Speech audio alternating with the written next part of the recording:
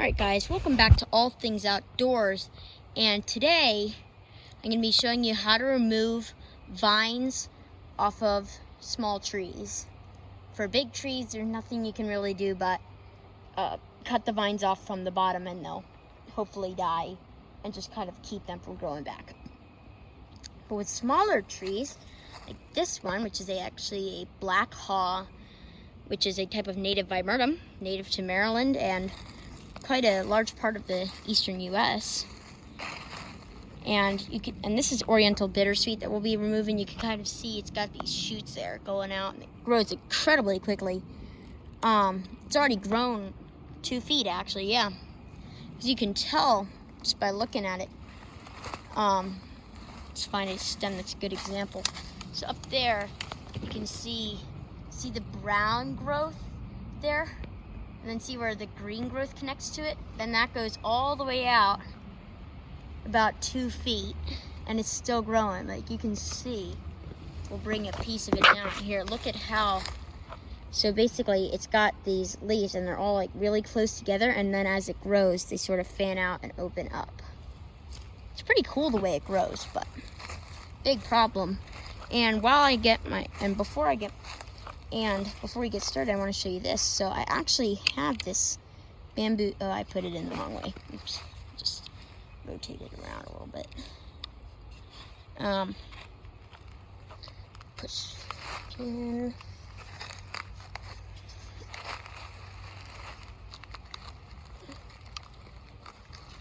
Alrighty. So yeah. So I got this bamboo stick, which is kind of dried up. And if we punch it into the ground, it's kind of hard to get it in there. There we go. Yeah, so now that we've done that, you can actually see that. If you look at it, you can actually see. So I got this bamboo stick, and what I did was I like split it in the perfect way so that it can hold the camera, and it holds the camera pretty well. So stick the camera in real quick and we'll get started with removing the vine. Pretty easy to remove these vines. And then tools that you'll need for the job. So the tools that you'll need for the job is all you really need is you just need a pair of loppers. See, so I just got these Fiskars loppers. Used them a lot. They're very useful for a lot of things. Pretty sharp too. See, we'll let's get a plant that we can cut. Just found a little tree branch. Hopefully, let's see if we can find one. All right, so I just found one behind me. There we go. So I found a little tree branch behind me. And as you can see, look at this. Pretty clean cut. So, very nice clean cut. Works pretty well. So, without further ado, let's get started and removing these vines. So, when you're cutting the vines, you really want to go, hand the camera over a little bit. So when you're cutting the vines, you really want to go kind of at it right at the ground so that you don't, that it will not regrow as well. I'll pan the camera back over. And then what I like to do is I like to cut off the vines in sections up along the trunk. So.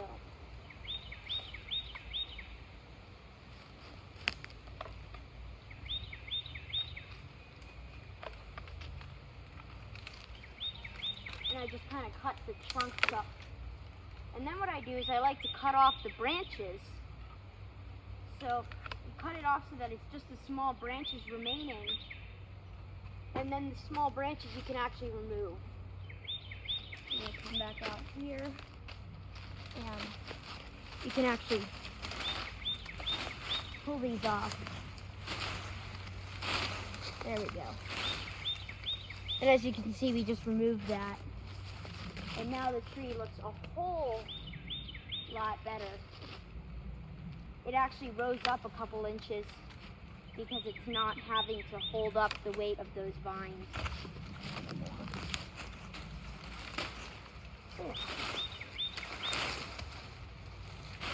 And they are really stuck on there, because that's just the way these Oriental Bittersweets, that's just the way Oriental Bittersweet grows. Is it grows these big, dense, like these big, dense vines on top of the trees, and then they grow and take hold, and then they can actually strangle other trees. And this is a very laborious process. It's a lot of work to get Oriental Bittersweet off of the tree. So, we actually, oh, there's a Virginia creeper growing. And Virginia creeper is a native species.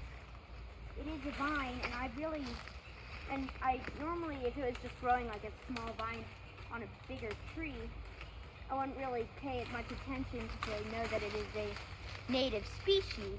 But since it is on this smaller tree that is really, it's really kind of taking over the tree and really kind of hurting it, since it can't grow as much as it should. And it really strangles on there. This vine doesn't actually twine around things. It actually has little like rootlets, just like English ivy does, that anchor it onto the trees. And don't worry, Virginia creeper is not poisonous. And you can tell what it is because it has 5 leaves. This one has like a little deformity on it, but that's cool. Look at that. So it was like, it's growing. It tried to grow another 2 leaves on it. That's cool. Anyway, you can tell what it is because it's got 5 leaves, and we'll show you a normal leaf for the identification. Find a nice big nice big leaf.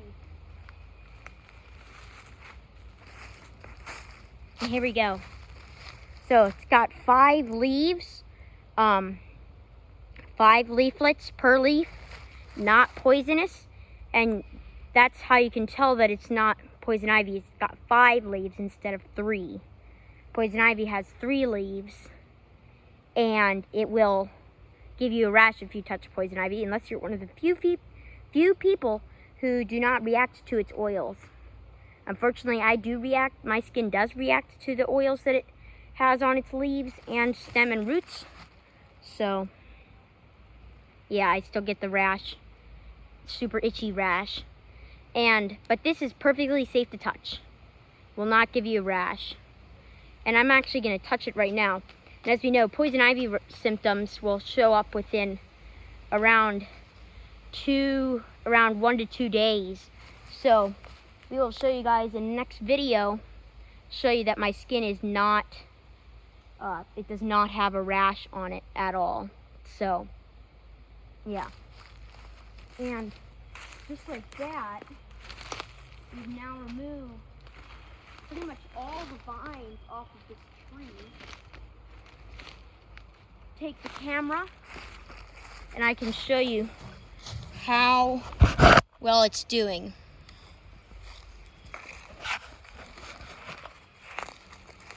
So, as you can see, you've got, so now you can actually see the whole tree.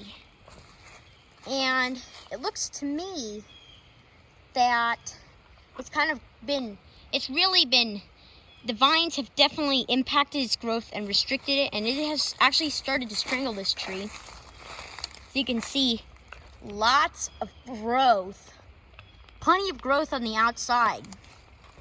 Take a look at the tree itself. See, it's got nice growth on the outside, but on the inside, there isn't much growth. I got this weird branch that was coming out. It was probably standing up straight, and then the vines weighed it down, and that's causing it to shoot new stems off of it. We'll cut, and we're going to show you how to deal with a vine damaged tree now, but we'll also show you in more detail in the next video. So we're going to take our bamboo tripod stick, stick it back in the ground, and we will show you how to deal with vine damaged tree. It's not in as much detail as next video will be. So actually, let's move the camera back a little bit so that we can get the full plant in view of the camera. There we go. And there we go. We'll get our loppers now. So we're going to prune this tree so that it can regrow. So as you can see, we've got this branch here, which is not very healthy. We'll show you. It's not very healthy. Not a healthy branch. See, it's got a lot of dead growth on it. And when you see a lot of growth coming out from where it's like thicker at the trunk, that means that it's not really healthy. So, and it's like kind of long and leggy looking. It's very spindly. So we're gonna put the camera back and we'll show you how to deal with that. And this can happen to trees and shrubs just because they aren't getting enough sun, actually. It's one of the main ways that this can happen. And obviously, not enough sun can be formed by vines growing on your bushes. So now the camera's back in position. We will show you how to deal with this. So, here we've got, we're just going to cut this off. We're going to cut it off in sections. Oops. Yeah, so we just cut that whole branch off. It already looks different. The tree already looks better. And we're going to leave some of the growth, and all these dead branches that are closer to the trunk, we can just break those off. They're pretty brittle. They're very brittle. And what we're going to do is we're actually going to cut another section off of this. Tough wood.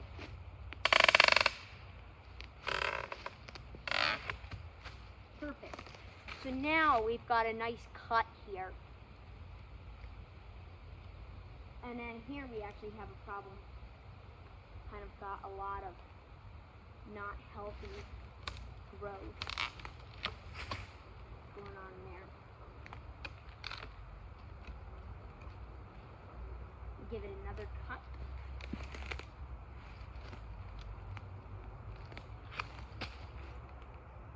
And there we go. So, and you may be thinking, why do we leave such a huge area of wood on there? And that is actually so that it can send off new growth. Can send up new growth off of the tree. Got a little bit of dead growth there. And I see we got a lot of little suckers kind of going on there. Like that, suckers are like the little shoots that kind of come out from the middle of the trunk. Like these here, these are suckers. We're going to cut those off. It will help. Oh yeah, it actually looks as though this tree was uprooted. Kind of. So, and it survived. So, yeah. There we go. Now all those suckers are gone. At least those ones are. We're going to leave the suckers on that are right on here, because those suckers are kind of actually, like, they're a big part of the plant's foliage, and that's because the vine caused it to try and outcompete. The tree tried to outcompete the vine, and that kind of made it grow with the suckers. So take the camera back. We will show you the suckers. So some people call them water sprouts, but suckers, let's move this branch out of the way. They're basically like those long vertical shoots that come up the tree. And these suckers actually have some decent foliage towards the end of them. So we can leave them there and hopefully they will help it grow into a nice shrub again. And the reason why we left so much wood around in here we didn't leave as much because I don't really want much growing out of there. But here we left more wood, a lot of wood there, so that it can regrow, and more shoots can come up. So basically, I bet the first growth that we'll start to see new growth coming out within probably a week or two, probably a couple weeks. We will see little suckers coming out. And we will let those suckers grow. Here's a healthy black haw viburnum. This one right here is a black haw, and as you can see, it's got considerably more foliage on it. It's much healthier looking. Look at how much foliage we got. Lots of foliage. And there's some spent flower blooms up there. And that means that this was a healthy, adult, mature blooming plant. You see it's got a nice, healthy trunk like this. See, we got a trunk, and it looks like it did used to have vines on it. And yeah, because I remember cutting vines off of this one. You can see it actually grew around the vines. That's pretty cool. Vines still kind of come out, but not that easily. So it actually still ended up growing around the entire thing. And it actually overcame those vines. As you can see now, it's a lovely looking tree. Very healthy, lots of growth on it. Lots of dense foliage, pretty leaves. And that's how it overcame those vines. And as you can see now, this one looks a lot better now that those vines are gone.